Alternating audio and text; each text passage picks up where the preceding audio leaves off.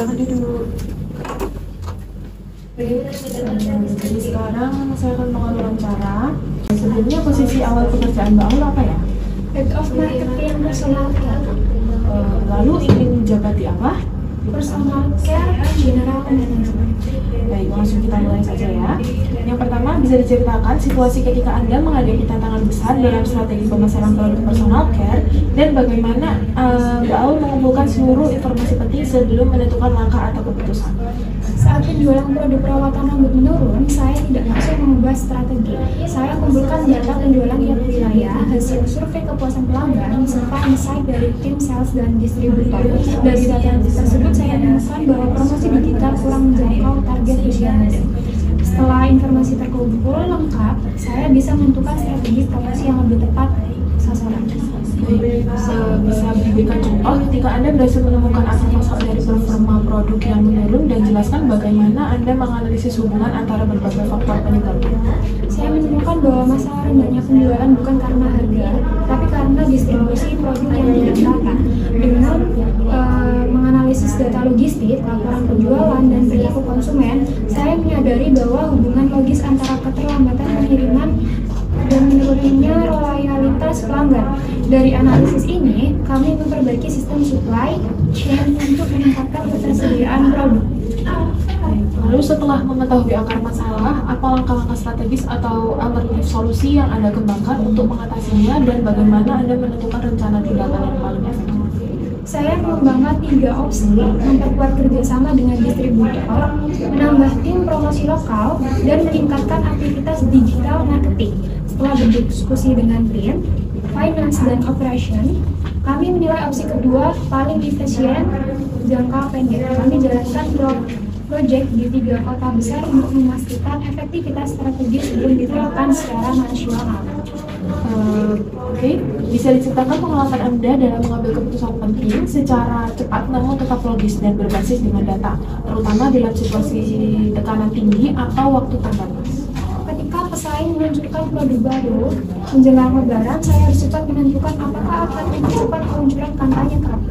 Berdasarkan analisis stok, kesiapan materi promosi, dan tren pembelian sebelumnya, saya memastikan mempercepat peluncuran 2 minggu lebih awal. Keputusan itu membuat kami tetap kompetitif dan berhasil mempertahankan 20% pangsa pasar. Bagaimana Mbak Aul untuk mengevaluasi hasil dari solusi atau strategi yang telah Anda jalankan dan apa tindak lanjut Anda jika hasilnya tidak sesuai dengan harapan? Setelah menjalankan kampanye iklan digital baru, saya memantau KPI seperti engagement rate, conversion rate, and ROI. Hasil awal menunjukkan awareness meningkat tetapi penjualan belum optimal. Saya evaluasi isi pesan kampanye. Nah, dari evaluasi tersebut, hasil penjualan naik 12% di bulan berikutnya. Bisa diceritakan situasi bisnis yang sulit di mana Anda harus mengumpulkan banyak data atau informasi untuk memahami masalah secara menyeluruh. Bagaimana Anda mengidentifikasi informasi mana yang harus dilakukan? Saat penjualan produk perawatan kulit stagnan selama 2 kuartal, saya mulai dengan mengumpulkan data berbagai sumber, laporan penjualan, tren media sosial, survei pelanggan, serta analisis kompetitor. Namun saya fokus hanya pada data yang menunjukkan dan perilaku konsumen dan efektivitas kanal promosi. Baik, beri contoh bagaimana Anda menyelesaikan masalah strategis pemasaran dengan menggunakan hasil analisis data. Bagaimana Anda menggunakan data tersebut untuk membuat keputusan yang bermanfaat bagi bisnis Anda. Saat terjadi penurunan market share di segmen produk haircare, saya melakukan analisis data penjualan per wilayah dan perilaku pelanggan online. Dari analisis ditemukan bahwa sebagian besar pelanggan berpindah ke merek pesaing karena promosi digital mereka lebih agresif. Kemudian saya mengalokasikan ulang anggaran marketing ke kanal digital, meningkatkan kolaborasi dengan influencer, dan memperbarui konten kampanye. Baik, bisa diceritakan satu pengalaman ketika Anda menghadapi tantangan besar dalam meningkatkan kinerja produk personal care dan Anda berhasil menciptakan solusi atau inovasi baru yang sebelumnya belum pernah diterapkan di perusahaan. Ketika tren pasar mulai bergeser ke arah produk perawatan berbasis alami, tim kami kesulitan mempertahankan minat konsumen terhadap lini produk lama. Saya mengusulkan program hybrid product campaign yang memadukan promosi digital interaktif dengan konsep edukasi konsumen tentang bahan alami. Kami membuat konten interaktif di media sosial bahan utama dan melihat simulasi hasil produk. Inovasi ini meningkatkan engagement hingga 40% dan menarik segmen pasar baru. Tanpa menambah biaya promosi besar, inisiatif tersebut kemudian diadaptasi ke produk lain karena terbukti efektif. Lalu, pernahkah Anda menghadapi situasi di mana strategi atau pendekatan lama di tim Anda sudah tidak efektif lagi? Lalu Anda memutuskan untuk menantangnya dan menerapkan cara baru? Jelaskan bagaimana Anda melakukannya dan apa hasilnya. Selama bertahun-tahun, strategi pemasaran kami selalu berfokus pada iklan, televisi, dan promosi konvensional. Saya melihat tren digital mulai mendominasi perilaku konsumen, jadi saya menantang pendekatan lama tersebut. Saya memimpin transisi ke strategi data-driven marketing yang berbasis analisis perilaku online dan personalisasi kampanye digital meski awalnya ada resistensi dari beberapa anggota tim. Hasilnya menunjukkan peningkatan konversi pembelian online hingga 25% dan efisiensi biaya iklan sebesar 15%. Baik, dalam menjalankan berbagai tanggung jawab Anda, bagaimana cara Anda memastikan pekerjaan pribadi tetap terkontrol dan progresnya dapat diukur dengan baik? Saya menggunakan sistem Hybrid untuk memantau seluruh target dibuat mulai dari progres proyek kampanye, meeting dengan distributor hingga evaluasi marketing negatif. Saya meninjau capaian pribadi setiap Jumat sore dan mencatat area yang perlu ditingkatkan untuk minggu berikutnya. Dengan cara ini saya memastikan setiap tugas pribadi berjalan sesuai rencana tanpa mengganggu prioritas utama perusahaan. Bisakah Anda jelaskan pendekatan yang Anda gunakan untuk mengawasi kinerja tim agar mereka tetap berada di jalur pencapaian tujuan yang ditetapkan? Saya membuat sistem laporan mingguan berbasis dashboard KPI yang memantau performa setiap anggota tim marketing seperti jumlah kampanye efek aktif, engagement rate, dan pertumbuhan perjualan. Selain itu saya adakan one-on-one meeting 2 minggu sekali untuk meninjau progres individu dan memberikan umpan balik yang sulit. Saat Anda dihadapkan kepada beberapa proyek penting sekaligus, bagaimana Anda menentukan prioritas dan membagi waktu maupun sumber daya secara efektif? Ketika kami menjalankan 3 kampanye besar dalam waktu bersamaan, saya menilai prioritas berdasarkan potensi, dampak bisnis, dan urgensi waktu peluncuran. Saya mengalokasikan sumber daya terbaik ke proyek dengan ROI tertinggi, sementara proyek lain saya jadwalkan ulang dengan dukungan tim cadangan. Bisa Anda ceritakan bagaimana Anda menyusun perencanaan jangka pendek sekaligus memastikan rencana jangka panjang tetap konsisten dengan strategi perusahaan? Saya menyusun rencana jangka pendek setiap kuartal untuk mencapai target penjualan dan awareness brand. Sedangkan rencana jangka panjang dibuat tahunan untuk mengarahkan inovasi produk dan ekspansi pasar. Misalnya jangka pendek saya fokus pada peluncuran kampanye digital baru. Sementara jangka panjang menyiapkan pengembangan ini produk berbahan alami selama 2 tahun ke depan. Kedua rencana selalu saya sinkronkan agar tetap relevan dengan visi perusahaan. Baik, dalam situasi dengan banyak tuntutan sekaligus, apa pendekatan Anda untuk memutuskan pekerjaan mana yang harus didahulukan dan mana yang bisa ditunda? Saya selalu memulai dengan nilai urgensi dan dampak tiap pekerjaan terhadap tujuan strategis perusahaan. Misalnya jika harus memilih antara menghadiri event promosi atau menyelesaikan negosiasi kontrak distributor besar, saya prioritaskan negosiasi karena dampaknya langsung pada pendapatan. Lalu, bagaimana Anda mengatur aspek administratif seperti laporan, anggaran, dan komunikasi proyek agar tetap tertib dan mudah diakses oleh tim maupun atasan? Saya menerapkan sistem dokumentasi digital berbasis self-drive untuk semua proyek marketing, termasuk laporan anggaran, kontrak vendor, dan hasil evaluasi kampanye. Setiap dokumentasi diberi format dan kode standar agar mudah diacak. Selain itu, saya menugaskan 1 staf administrasi untuk melakukan audit bulanan guna memastikan data tetap akurat dan siap digunakan kapanpun dibutuhkan. Oke, ketika Anda dipindahkan atau diberi tanggung jawab baru yang sangat berbeda dari peran sebelumnya, bagaimana cara Anda menyesuaikan gaya kerja dan pendekatan Anda agar tetap efektif dalam mencapai hasil? Ketika saya mendapat mendapatkan tanggung jawab baru yang berbeda dari peran sebelumnya, saya selalu memulai dengan memahami konteks bisnis, ekspektasi peran, dan dinamika tim yang ada. Saya menyesuaikan gaya kerja dari yang sebelumnya lebih operasional menjadi lebih strategis dengan fokus pada arah jangka panjang dan kolaborasi lintas fungsi. Saya juga menerapkan pendekatan listening dan learning first untuk menyerap insight dari tim sebelum mengambil keputusan besar. Bisakah Anda ceritakan pengalaman ketika Anda menghadapi tekanan besar atau kegagalan dalam pekerjaan, namun tetap mampu mempertahankan kinerja dan semangat tim? Saya menghadapi tekanan besar karena peluncuran produk tidak mencapai target. Saya menjaga fokus tim dengan melakukan evaluasi objektif tanpa menyalahkan pihak tertentu. Saya memfasilitasi diskusi terbuka dengan untuk menemukan akar masalah dan bersama-sama menyusun strategi perbaikan, termasuk menyesuaikan komunikasi pasar dan kanal distribusi. Selain itu, saya berusaha menjaga motivasi tim dengan meningkatkan pentingnya ketahanan dan pembelajaran dari pengalaman. Oke, ceritakan situasi di mana Anda harus mengambil keputusan penting di bawah tekanan waktu yang sangat singkat. Apa langkah konkret yang Anda ambil agar tetap tenang dan fokus? Dalam situasi di mana saya harus mengambil keputusan penting, dalam waktu sangat singkat saya berpegang pada prinsip fokus pada data dan prioritas utama. Saya segera mengidentifikasi informasi paling relevan, melibatkan tim untuk validasi cepat, lalu mengambil keputusan berdasarkan risiko dan dampak terbesar bagi bisnis saya. Anda menghadapi situasi di mana proyek yang Anda pimpin mengalami hambatan besar, bagaimana Anda mengubah tantangan tersebut menjadi peluang? Ketika proyek yang saya pimpin mengalami hambatan besar seperti keterlambatan produksi dan perubahan permintaan pasar, saya melihatnya sebagai peluang untuk memperbaiki proses dan berinovasi. Saya mengajak tim melakukan evaluasi terbuka, mengidentifikasi akar masalah, dan menyesuaikan strategi, misalnya dengan memanfaatkan momentum digital untuk mempercepat penjualan. Bagaimana Anda menyikapi situasi ketika keputusan bisnis yang harus Anda ambil berpotensi untuk menimbulkan perbedaan pendapat atau reaksi negatif dari pihak lain? Saat menghadapi keputusan bisnis yang berpotensi menimbulkan perbedaan pendapat, saya memastikan setiap pihak memahami dasar dan tujuan dari keputusan tersebut melalui komunikasi terbuka dan data yang transparan. Saya menghargai pandangan berbeda dengan memberi ruang diskusi, namun tetap tegas pada keputusan yang paling menguntungkan bagi organisasi secara keseluruhan.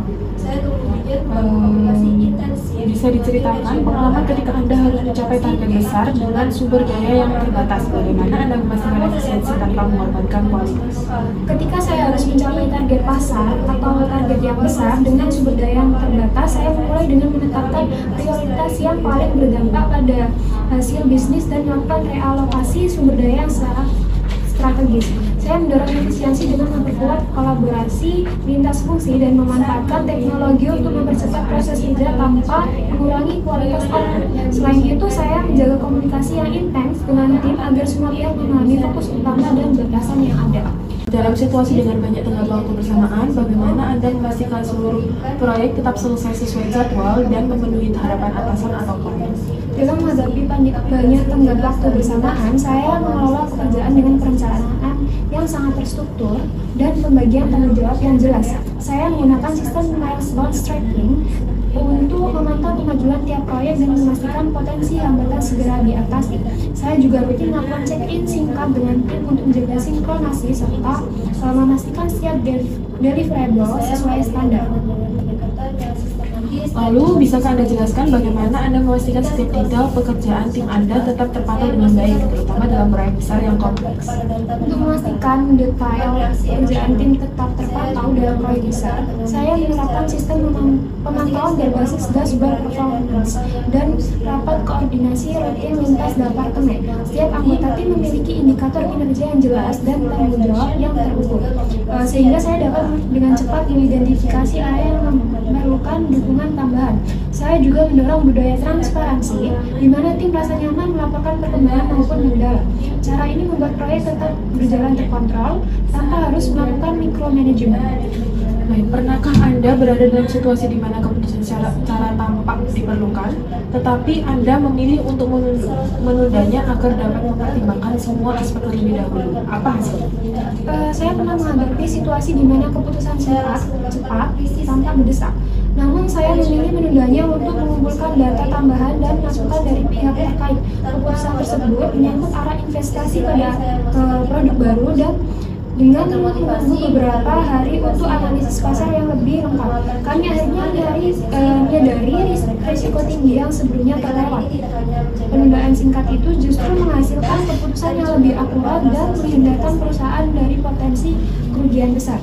Pengalaman ini mengajarkan saya bahwa kecepatan penting, tetapi ketepatan dan kualitas keputusan jauh lebih menentukan keberhasilan jangka panjang.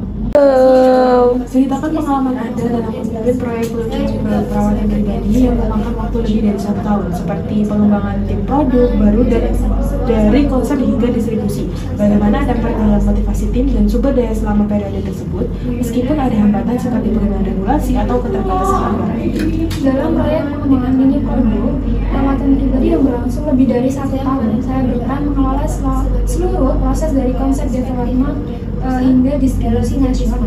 Tantangan terbesar muncul saat terjadi perubahan regulasi bahan baku dan penyesuaian anggaran promosi. Untuk menjaga motivasi tim, saya menetapkan milestone jangka pendek agar progres tetap terasa dan melakukan regular appreciation session untuk mengakui pencapaian tiap tahap.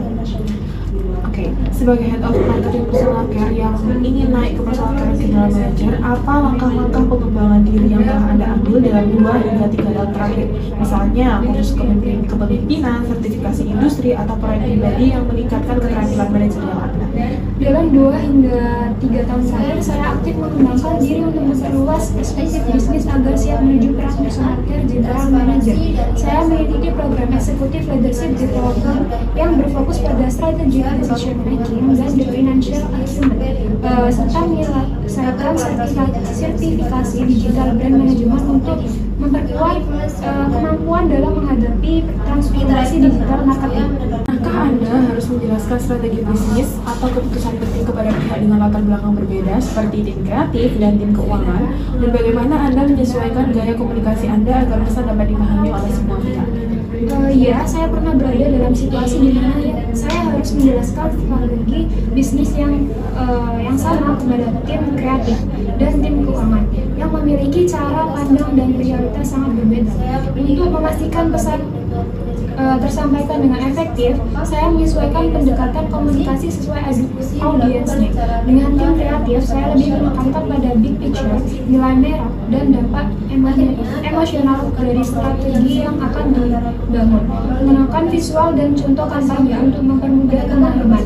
Sementara dengan tim keuangan, saya fokus pada data proyek, efisiensi anggaran, dan justifikasi bisnis dibalik setiap keputusan. Baik, apakah bisa Anda ceritakan pengalaman ketika Anda harus menulis laporan atau memo penting yang harus dibaca oleh pimpinan perusahaan?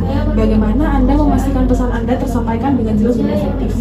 Saya pernah menulis laporan strategis untuk pimpinan perusahaan mengenai performa kategori personal care dan rekomendasi arah pertumbuhan tahun berikutnya. Karena laporan tersebut menjadi dasar pengambilan keputusan investasi, saya memastikan pesan tersampaikan dengan jelas dan efektif melalui struktur yang sistematis, dimulai dengan ringkasan eksekutif, analisis data utama, insight pasar, hingga rekomendasi strategis yang terukur. Pernahkah Anda harus menulis 2 jenis pesan yang berbeda untuk audiens yang berbeda, misalnya untuk manajemen puncak dan untuk tim lapangan? Bagaimana Anda menyesuaikan gaya dan nada penulisannya? Saya mau menulis 2 jenis pesan untuk audiens berbeda. Laporan ringkas untuk manajemen puncak dan pengumuman motivasional. Untuk tim lapangan mengenai peluncuran produk baru. Untuk manajemen, gaya komunikasi saya lebih formal, berbasis data, dan fokus pada hasil serta risiko bisnis. Bisa Anda ceritakan pengalaman ketika Anda harus memimpin rapat penting dan menghadapi banyak masukan berbeda dari anggota tim? Bagaimana Anda menunjukkan bahwa Anda benar-benar memahami pendapat mereka sebelum mengambil keputusan? Saya pernah memimpin rapat strategis lintas departemen untuk menentukan arah kampanye nasional sebuah produk personal care, di mana setiap tim memiliki pandangan berbeda. Tim kreatif fokus pada ide inovatif, sementara tim sales dan keuangan lebih menekankan efisiensi biaya dan potensi penjualan. Dalam situasi seperti itu, saya memastikan semua pihak merasa didengar dengan memberi ruang bagi setiap anggota untuk menyampaikan argumennya tanpa interupsi. Lalu saya melakukan parafrasi untuk menegaskan pemahaman saya terhadap poin mereka. Apakah Anda pernah berada dalam situasi di mana banyak informasi disampaikan secara bersamaan? Bagaimana Anda memilah mana yang benar-benar penting untuk mengambil keputusan? Saya pernah menghadapi situasi di mana banyak informasi datang sekaligus, terutama saat evaluasi performa multi-brand di akhir kuartal. Untuk menjaga fokus, saya menerapkan prinsip filter by impact, menyortir data berdasarkan relevansi dan dampaknya terhadap tujuan utama bisnis. Saya memisahkan mana informasi yang bersifat kontekstual dan mana yang benar-benar decision critical. Kemudian memverifikasi validitas data melalui tim analis sebelum dibawa ke rapat eksekutif. Bisa diceritakan pengalaman Anda ketika harus menyiapkan pihak lain untuk menerima ide atau strategi yang awalnya mereka ragukan? Apa pendekatan komunikasi yang Anda gunakan? Saya pernah menghadapi situasi di mana manajemen awalnya meragukan strategi kampanye digital untuk memperkuat brand engagement produk personal care. Mereka khawatir investasi digital tidak akan menghasilkan konversi signifikan dibandingkan media tradisional. Untuk meyakinkan mereka, saya itu menyusun prestasi berbasis data dengan studi kasus industri, simulasi ROI, dan hasil uji coba pilot campaign yang menunjukkan peningkatan brand recall hingga 40%. Pengalaman Anda memimpin tim lintas fungsi, bagaimana Anda menyesuaikan pendekatan saat menghadapi rekan kerja atau bawahan dengan karakter yang berbeda agar tetap dapat memengaruhi keputusan mereka? Dalam memimpin tim lintas fungsi, saya menyadari bahwa setiap individu memiliki gaya kerja dan motivasi yang berbeda. Saat menghadapi rekan kerja yang analitis, saya menggunakan pendekatan berbasis data dan logika. Sedangkan untuk anggota tim yang lebih kreatif, saya menekankan visi dan nilai emosional dari tujuan proyek. Baik, bisa diceritakan bagaimana Anda berhasil mendapatkan dukungan penuh dari tim atau mitra kerja terhadap suatu keputusan atau perubahan besar yang Anda pilih? Ketika saya memimpin perubahan besar dalam arah komunikasi merek, dukungan tim menjadi faktor penentu keberhasilan. Untuk mendapatkan komitmen penuh, saya melibatkan tim sejak tahap awal, perumusan strategi agar mereka merasa memiliki peran penting dalam prosesnya. Pernahkah Anda berada dalam situasi di mana hubungan kerja menjadi tegang karena perbedaan pandangan atau kepentingan? Langkah apa yang Anda ambil agar tetap bisa menjaga suasana positif dan profesional? Saya pernah menghadapi situasi di mana hubungan kerja menjadi tegang karena perbedaan pandangan antara tim marketing dan tim sales terkait prioritas alokasi anggaran promosi. Untuk menjaga suasana tetap positif dan profesional, saya memfasilitasi pertemuan terbuka dengan fokus pada tujuan bersama, bukan posisi individu. Baik, bagaimana biasanya Anda menanggapi anggota tim yang sedang berada dalam tekanan emosional atau tidak sependapat dengan keputusan Anda? Ketika anggota tim berada dalam tekanan emosional atau tidak sependapat dengan keputusan saya selalu berusaha memahami dari alasan di balik reaksi mereka. Saya mengambil diskusi secara pribadi dalam suasana yang tenang, memberi ruang bagi mereka yang menyampaikan pandangan tanpa dihakimi.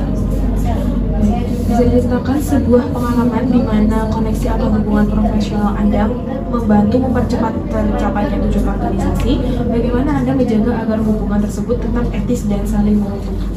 Saya pernah memanfaatkan hubungan profesional dengan rekan kerja di salah satu platform e-commerce besar untuk mempercepat peluncuran produk baru. Melalui kerjasama tersebut, kami mendapat akses eksklusif ke fitur promosi dan analisis perilaku konsumen yang membantu meningkatkan visibilitas brand secara signifikan. Baik, jika Anda diberi tim dengan anggota yang memiliki gaya kerja dan minat yang sangat berbeda, bagaimana Anda menyatakan semangat mereka agar mau terlibat dalam proyek besar yang menantang? Ketika saya memimpin tim dengan anggota yang memiliki gaya kerja dan minat yang beragam, saya berusaha memahami terlebih dahulu apa yang termotivasi masing-masing individu. Ada yang berorientasi pada hasil, ada yang lebih termotivasi oleh pengakuan, dan ada yang mencari ruang untuk berkreasi. Bayangkan Anda punya staf yang potensial, tapi sering kurang percaya diri. Bagaimana biasanya Anda memberikan umpan balik supaya mereka bisa berkembang tanpa merasa disakiti? Untuk staf yang potensial namun kurang percaya diri, saya memberikan umpan balik dengan pendekatan sportif coaching. Saya memulai dengan mengapresiasi kekuatan dan kemajuan yang sudah mereka tunjukkan, lalu menyampaikan area yang pengembangan dengan contoh konkret dan saran yang dapat segera diterapkan. Baik, setiap pemimpin kan punya caranya sendiri untuk dihormati. Kalau menurut Anda pribadi, apa yang membuat orang di tim mau mendengarkan dan menghargai Anda sebagai pemimpin. Bagi saya, rasa hormat dari tim tidak datang dari jabatan, tetapi dari konsistensi, kejujuran, dan kepedulian. Saya berusaha menjadi pemimpin yang bisa diandalkan, menepati janji, memberikan arahan yang jelas, dan siap turun dengan tangan ketika dibutuhkan. Oke, bisakah diceritakan bagaimana pengalaman ketika Anda harus mengkoordinasikan berbagai tim dengan latar belakang dan tujuan yang berbeda agar bisa mencapai target bersama? Apa strategi Anda agar semua pihak tetap selaras? Saya pernah memimpin proyek peluncuran produk personal care yang melibatkan tim marketing, R&D, sales, dan supply chain, masing-masing dengan fokus dan prioritas yang berbeda. Agar semua pihak tetap selaras, saya memulai dengan menyepakati share goals yang jelas dan terukur, kemudian membuat roadmap kolaboratif dengan peran serta tanggung jawab tiap tim. Maka Anda menghadapi situasi di mana perubahan keputusan manajemen harus segera disampaikan ke tim, bagaimana Anda mengomunikasikannya agar tidak menimbulkan kebingungan atau menurunkan semangat kerja? Saya pernah menghadapi situasi di mana keputusan manajemen berubah mendadak terkait prioritas proyek, sementara tim sudah berada di tahap pelaksanaan. Untuk menghindari kebingungan, saya segera mengumpulkan tim dan menyampaikan perubahan dengan transparan, menjelaskan alasan strategis di balik keputusan tersebut serta dampak positif dan jangka panjangnya. Apa yang biasanya Anda lakukan untuk membangun rasa kebersamaan dan kepercayaan di antara anggota tim, terutama ketika menghadapi tekanan tinggi atau persaingan antar bagian? Untuk membangun rasa kebersamaan dan kepercayaan di tengah tekanan tinggi, saya berusaha menciptakan budaya kerja yang saling mendukung dan terbuka. Saya rutin mengadakan sesi refleksi tim setelah menyelesaikan proyek besar untuk mengapresiasi kontribusi setiap anggota dan belajar bersama dari tantangan yang dihadapi. Pernahkah Anda menghadapi perbedaan pendapat serius di antara anggota tim atau antara divisi yang Anda pimpin? Bagaimana Anda mengetahui adanya konflik tersebut dan apa langkah pertama yang Anda ambil untuk menangani? Iya, saya pernah menghadapi perbedaan pendapat yang cukup serius antara tim marketing dan tim sales terkait prioritas promosi produk baru. Marketing ingin fokus pada kampanye digital jangka panjang, sementara sales menekankan agar alokasi dana diarahkan untuk trade promotion instan di lapangan. Oke, dalam pengalaman Anda, adakah situasi di mana Anda harus menangani perbedaan pendapat namun tetap menjaga agar hubungan kerja tetap harmonis setelahnya? Apa yang Anda lakukan untuk memastikan hasilnya positif bagi semua pihak? Dalam satu proyek lintas divisi, saya pernah harus mengenai perbedaan antara tim R&D dan tim produk mengenai waktu peluncuran lini skincare baru. R&D merasa formulanya belum sempurna, sementara tim produk menuntut peluncuran sesuai jadwal kantor. Baik, saya rasa cukup untuk sesi wawancara kali ini. Terima kasih atas kehadirannya.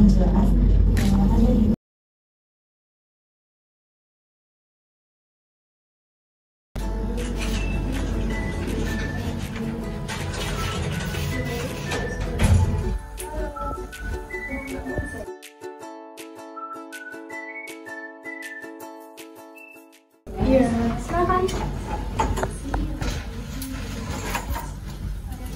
Oke, akan kita mulai wawancara kali ini.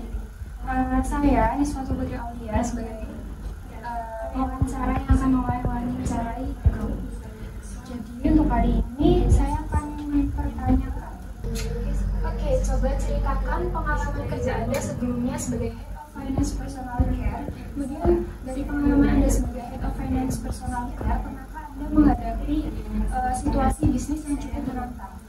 Apa informasi yang Anda kumpulkan terlebih dahulu untuk menghadapi situasi tersebut sebelum mengambil langkah bijak? Saya sendiri pernah menghadapi penurunan margin yang signifikan. Saya mengumpulkan dua data lintas fungsi, laporan keuangan, supply chain, tren pasar, bahkan data kompetitor. Setelah itu saya bandingkan tren biaya bahan baku dan strategi harga agar langkah yang diambil tepat. Setelah Anda mengumpulkan berbagai informasi, bagaimana cara Anda menganalisis data tersebut? Coba jelaskan bagaimana Anda menemukan akar masalahnya dan hubungan antara satu faktor dengan faktor lainnya. Saya menggunakan analisis tren dan varians untuk melihat penyebab utama penurunan. Saya juga diskusi dengan divisi lain agar tahu keterkaitan antar tim. Oke, setelah Anda memahami akar masalahnya, langkah atau strategi apa yang Anda buat untuk mengatasinya? Kemudian bagaimana pertimbangan Anda dalam menentukan tindakan tersebut? Saya lebih fokus ke efisiensi dengan memotong biaya di beberapa area operasional yang paling tinggi. Ceritakan bagaimana pengalaman Anda ketika harus mengambil keputusan penting dalam waktu terbatas. Lalu, bagaimana Anda memastikan keputusan tersebut tetap logis dan bisa dipertanggungjawabkan? Dalam situasi mendesak, saya tetap memastikan keputusan berdasarkan data utama dan konsultasi cepat dengan tim kunci agar tetap akurat. Setelah solusi itu Anda lakukan, bagaimana Anda mengevaluasi hasilnya dan mana Anda tahu bahwa tindakan Anda berhasil atau perlu diperbaiki? Saya melakukan review komprehensif dengan melihat KPI, feedback pelanggan, efisiensi biaya, serta melakukan sesi refleksi bersama tim eksekusi untuk menyempurnakan strategi berikutnya. Dapatkah Anda ceritakan situasi di mana Anda menghadapi suatu tantangan yang kompleks? Data atau informasi apa saja yang Anda kumpulkan terlebih dahulu untuk memahami situasi tersebut? Waktu margin perusahaan menurun, saya kumpulkan laporan keuangan dan data operasional per wilayah untuk tahu mana area dengan beban tertinggi. Ceritakan contoh ketika Anda menemukan bahwa sebagian data tidak relevan atau menyesatkan. Bagaimana Anda menanganinya agar tetap fokus pada inti masalah? Saya melakukan cross-check antara laporan keuangan dan data distribusi. Ketika ada perbedaan, saya panggil tim terkait untuk klarifikasi dan menyaring data agar tetap relevan dengan tujuan analisis. Dapatkah Anda berikan contoh ketika hasil analisis Anda digunakan untuk mendukung keputusan strategis yang berdampak signifikan bagi perusahaan? Analisis saya mengenai korelasi antara biaya promosi dan volume penjualan digunakan untuk mengubah strategi promosi nasional, dan hasilnya meningkatkan margin sebesar 5%. Berikan contoh ketika Anda mengusulkan inovasi yang membantu meningkatkan efisiensi, profitabilitas, atau daya saing bisnis unit Anda. Bagaimana proses munculnya ide tersebut dan bagaimana Anda meyakinkan tim untuk mendukungnya? Saya pernah usulkan sistem laporan baru supaya lebih cepat, tapi karena tidak disetujui atasan, saya hentikan ide itu tanpa lanjut. Dalam situasi di mana tim Anda terbiasa mengikuti pola kerja, bagaimana Anda mendorong mereka untuk berpikir lebih terbuka terhadap ide baru dan perubahan strategi? Saya buat sesi sharing rutin di mana setiap anggota tim diminta menyampaikan ide perbaikan kecil. Saya juga beri apresiasi untuk ide yang bisa diimplementasikan sehingga mereka mulai lebih terbuka. Dapatkah Anda jelaskan bagaimana cara Anda memastikan seluruh rencana kerja tim berjalan sesuai target dan standar yang ditetapkan? Saya menyusun rencana kerja berbasis KPI bulanan dan melakukan progress review 2 kali sebulan. Jika ada deviasi, saya langsung bantu tim untuk menyusun langkah korektif. Ceritakan contoh ketika Anda harus membuat keputusan sulit terkait pembagian waktu atau anggaran. Bagaimana Anda menyimbangkan antara kebutuhan jangka pendek dan tujuan strategis? Saya melakukan skenario planning dengan 3 alternatif skema anggaran. Saya alokasikan dana utama untuk aktivitas yang berdampak langsung pada revenue dan mengamankan sebagian investasi untuk inisiatif strategis agar pertumbuhan jangka panjang tidak terganggu. Bagaimana pendekatan Anda dalam menyusun rencana strategis jangka panjang sekaligus tetap memastikan target jangka pendek tercapai? Saya membuat rencana tahunan dan menurunkannya ke target bulanan agar progresnya bisa dimonitor. Jika Anda memiliki data target dan permintaan yang bersaing atau misalnya antara proyek jangka pendek dan strategi jangka panjang, bagaimana Anda menentukan prioritas utama? Saya menggunakan matriks prioritas, urgensi versus dampak, dan melibatkan tim dalam menentukan proyek mana yang paling strategis. Bagaimana Anda memastikan tugas-tugas administratif seperti pelaporan keuangan, pemantauan anggaran, atau dokumentasi proyek dapat berjalan akurat dan tepat waktu di tengah banyaknya tanggung jawab strategis Anda? Saya buat jadwal tetap untuk laporan dan meminta staf untuk mengingatkan jika ada keterlambatan.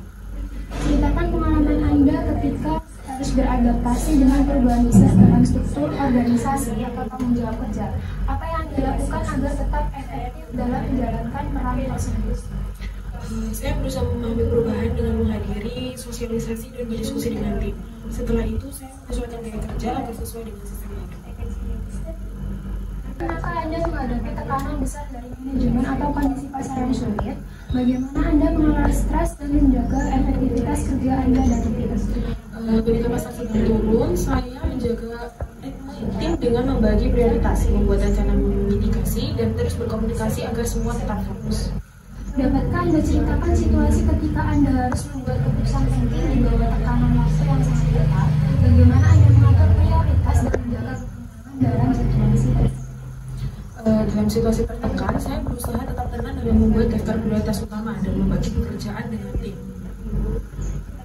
Ceritakan pengalaman ketika Anda menghadapi situasi yang penuh tekanan namun tetap harus memberikan hasil terbaik. Apa langkah konkret yang Anda lakukan untuk mengubah tekanan menjadi solusi yang positif? Ketika tekanan meningkat karena target penjualan tidak tercapai, saya mengubah fokus tim dari rasa panik menjadi mencari solusi. Kami buat action plan untuk mingguan agar tetap bergerak produktif. Ceritakan contoh ketika Anda harus mencapai target besar dengan sumber daya yang terbatas. Bagaimana Anda memastikan pekerjaan dilakukan secara efisien dan Saat harus menekankan biaya operasional 20% dengan tim terbatas, saya optimalkan proses lewat otomasi laporan, pembagian peran jelas, dan monitoring mingguan. Semua aspek berjalan efisien tanpa mengurangi kualitas hasil. bagaimana Anda memastikan standar hasil kerja Anda dan tim selalu memenuhi harapan manajemen, meskipun dalam kondisi tekanan tinggi? Saya mengantisipasi potensi keterlambatan dengan membuat timeline realistis, memastikan komunikasi lancar dengan tim dan manajemen. Bagaimana cara Anda mengatur dan memonitor pekerjaan agar setiap aspek tetap terkontrol dengan baik? Saya menggunakan sistem tracking task digital dan membuat evaluasi mingguan dengan tim untuk memastikan semua aspek berjalan sesuai target. Ya, bagus. Pernahkah Anda dihadapkan pada situasi yang menuntut keputusan cepat namun beresiko tinggi? Bagaimana Anda menyeimbangkan antara berpikir matang dan bertindak dengan tepat? Saya menilai risiko utama lalu membuat keputusan berdasarkan data yang tersedia. Ceritakan contoh ketika Anda tidak menunggu instruksi tetapi mengambil inisiatif untuk memulai suatu proyek atau perbaikan di unit kerja. Apa hasilnya? Saya mengusulkan perbaikan proses laporan biaya dan setelah disetujui saya membantu untuk pelaksanaan. Maka Anda berada pada situasi di mana hasil yang diharapkan tidak segera terlihat. Apa yang Anda lakukan agar tetap konsisten dan tidak kehilangan semangat? Saya terus memantau perkembangan dan menjaga semangat tim agar tetap fokus. Langkah konkret apa yang Anda lakukan untuk terus meningkatkan kemampuan dan kompetensi Anda di luar tuntutan pekerjaan sehari-hari? Saya mengambil inisiatif ikut sertifikasi profesional agar kemampuan saya relevan dengan kebutuhan organisasi. Dapatkah Anda ceritakan contoh saat Anda harus menjelaskan ide yang kompleks kepada tim dengan latar belakang berbeda? Bagaimana Anda memastikan semua pihak memahami pesan Anda dengan baik? Saya memecah kebijakan keuangan kompleks menjadi visual dan simulasi sederhana agar mudah dipahami semua level tim. Setelah itu, saya konfirmasi pemahaman dengan diskusi dua arah dan follow up melalui rapat lintas fungsi yang hasil implementasinya berjalan tanpa hambatan. Dapatkah Anda ceritakan contoh laporan, proposal, atau komunikasi tertulis penting yang pernah Anda buat untuk manajemen? Bagaimana Anda memastikan isi tulisan Anda jelas, ringkas, dan mudah dipahami? Saya menyusun proposal efisiensi biaya dengan struktur logis dan bahasa yang jelas, disertai ringkasan eksekutif agar manajemen cepat memahami intinya. Pernahkah Anda menyesuaikan gaya penulisan saat menulis laporan untuk direksi dibandingkan komunikasi internal dengan tim operasional? Bagaimana Anda menyesuaikan gaya bahasa dan nada tulisan? Saya menyusun proposal efisiensi biaya dengan struktur logis dan bahasa yang jelas, disertai ringkasan eksekutif agar manajemen cepat memahami intinya. Oke, ceritakan contoh ketika Anda harus mendengarkan berbagai pandangan dari tim atau departemen lain sebelum mengambil keputusan penting. Bagaimana Anda menunjukkan bahwa Anda benar-benar memahami dan menghargai masukan mereka? Saya memberi kesempatan setiap departemen untuk menyampaikan pendapat dan saya mencatat poin-poin penting sebelum mengambil keputusan. Pernahkah Anda menghadiri rapat yang penuh dengan informasi dari berbagai pihak? Bagaimana Anda menilai dan menentukan informasi mana yang paling penting untuk diambil sebagai dasar keputusan? Saya memilih informasi dengan pertimbangan relevansinya terhadap tujuan rapat dan dampaknya terhadap rencana bisnis. Dapatkah Anda berikan contoh ketika Anda menggunakan pertanyaan untuk memperjelas atau menggali lebih dalam informasi dari tim? Apa hasil dari pendekatan tersebut? Saya menggunakan pertanyaan terbuka agar tim bisa menjelaskan lebih dalam tentang penyebab masalah dan alternatif solusi yang mereka pikirkan. Ceritakan contoh ketika Anda harus meyakinkan manajemen atau tim lintas departemen untuk menerima ide atau rencana Anda, strategi komunikasi apa yang Anda gunakan agar ide tersebut diterima? Saya menganalisis kebutuhan dan kepentingan tiap pihak terlebih dahulu, lalu menyusun strategi komunikasi yang disesuaikan agar mereka merasa ide ini juga menguntungkan bagi tujuan mereka. Hasilnya, semua pihak mendukung. Pernahkah Anda menyesuaikan gaya komunikasi atau pendekatan Anda agar lebih efektif memengaruhi seseorang atau kelompok? Bagaimana Anda memahami karakter mereka sebelum menentukan strategi? Saya mempelajari karakter lawan bicara terlebih dahulu, lalu menyesuaikan pendekatan komunikasi agar pesan saya bisa lebih diterima. Dapatkah Anda berikan contoh ketika Anda berhasil mendapatkan dukungan dari tim atau pihak manajemen terhadap keputusan yang awalnya ditolak? Apa pendekatan yang Anda gunakan untuk membangun komitmen mereka? Saya berdiskusi ulang dengan mereka untuk menunjukkan manfaat keputusan tersebut dengan data dan contoh keberhasilan sebelumnya. Ceritakan pengalaman ketika Anda menghadapi konflik dengan tim atau departemen lain. Bagaimana Anda menjaga hubungan Anda tetap positif dan profesional meskipun ada perbedaan pendapat? Saya berdiskusi dengan pihak yang bersangkutan untuk mencari titik tengah agar pekerjaan ini tetap berjalan dengan lancar. Dapatkah Anda ceritakan contoh ketika Anda menyesuaikan pendekatan dengan memahami kebutuhan dan perasaan rekan kerja untuk mencapai tujuan tersebut? Apa hasil dari pendekatan tersebut? Saya memahami kondisi emosional rekan kerja dan menyesuaikan pendekatan dengan memberi dukungan atau waktu tambahan agar mereka tetap semangat untuk mencapai tujuan dari tim. Ceritakan pengalaman ketika Anda memimpin tim untuk menyelesaikan proyek atau tugas mental. Bagaimana Anda menyesuaikan arahan dan motivasi sesuai kemampuan dan minat masing-masing anggota tim. Pada waktu itu, saya melakukan diskusi individual untuk memahami potensi dan motivasi setiap anggota, lalu menyesuaikan gaya kepemimpinan dan targetnya. Hasilnya, keterlibatan dan performa tim meningkat secara signifikan. Bagaimana Anda memberikan umpan balik kepada tim terkait pencapaian target mereka? Berikan contoh bagaimana umpan balik tersebut membantu pengembangan individu. Caranya dengan memberi umpan balik dengan cara dua arah, membahas kekuatan dan area pengembangan agar anggota tetap bisa. Lalu ceritakan pengalaman ketika Anda harus memimpin rapat atau mengambil keputusan penting di hadapan tim atau manajemen. Bagaimana Anda mendapatkan perhatian dan rasa hormat dari peserta? Saya memimpin rapat dengan struktur yang jelas, mengendalikan diskusi secara profesional dan menggunakan data untuk memperkuat keputusan. Berikan contoh ketika Anda mendorong perubahan positif dalam tim atau unit kerja. Bagaimana Anda menetapkan tujuan dan prioritas selaras dengan visi organisasi? Setiap implementasi dikaji melalui rapat evaluasi lintas fungsi, membandingkan data sebelum dan sesudah tindakan. Hasilnya kemudian dijadikan dasar pembelajaran dan pengembangan proses agar kinerja tim meningkat secara berkelanjutan. Ceritakan pengalaman ketika Anda bekerja dalam tim untuk mencapai target penting. Bagaimana Anda berkontribusi dan memastikan kerjasama efektif di antara anggota tim? Dalam proyek peluncuran produk baru, keberhasilan tim sangat bergantung pada koordinasi antara divisi keuangan, pemasaran, dan operasional. Peran utama yang diambil adalah memastikan analisis biaya dan proyeksi margin dilakukan dengan akurat agar strategi harga sesuai dengan target perusahaan. Kolaborasi dijaga melalui rapat mingguan lintas departemen untuk menyamakan progres, serta dengan membangun komunikasi terbuka agar setiap kendala dapat langsung diatasi. Oke, bagaimana Anda memastikan tim selalu mendapatkan informasi terkait keputusan, perubahan, atau hal penting lainnya? Berikan contoh saat komunikasi yang efektif berdampak positif pada tim. Keterbukaan informasi menjadi kunci agar tim dapat bekerja secara sinkron.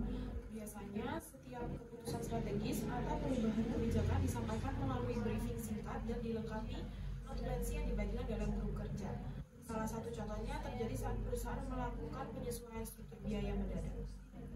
Ceritakan pengalaman ketika Anda menghadapi membangun hubungan yang mendukung dengan rekan kerja dan meningkatkan semangat tim. Apa yang Anda lakukan untuk memperkuat rasa kebersamaan? Saya melakukan sesi sharing informal setiap akhir pekan dijalankan untuk berbagi pembelajaran dan memberi ruang relaksasi. Hasilnya, tim menjadi lebih solid, saling percaya, dan menunjukkan peningkatan performa signifikan hingga audit selesai tanpa temuan besar. Ceritakan pengalaman ketika Anda menghadapi konflik di antara anggota tim, bagaimana Anda mengenali konflik tersebut dan menanganinya secara tepat? Saat tim finance dan operasional berbeda pendapat terkait prioritas anggaran, saya mengajak kedua pihak berdiskusi terbuka. Saya mendengarkan alasan masing-masing, lalu memfasilitasi kesepakatan berdasarkan Berikan contoh ketika Anda menyelesaikan konflik dengan cara yang konstruktif. Bagaimana Anda memastikan solusi tercapai sekaligus menjaga hubungan kerja tetap positif? Ketika terjadi konflik antar divisi, saya mengajak semua pihak untuk rapat bersama. Kami mencari titik tengah agar proyek tetap berjalan, tapi tidak semua pihak merasa puas. Saya berencana melakukan evaluasi lanjutan meski belum sepati. Untuk semua selama wawancara ini sudah bagus. Saya juga menutupnya. Terima kasih sudah mau datang. Assalamualaikum warahmatullahi wabarakatuh.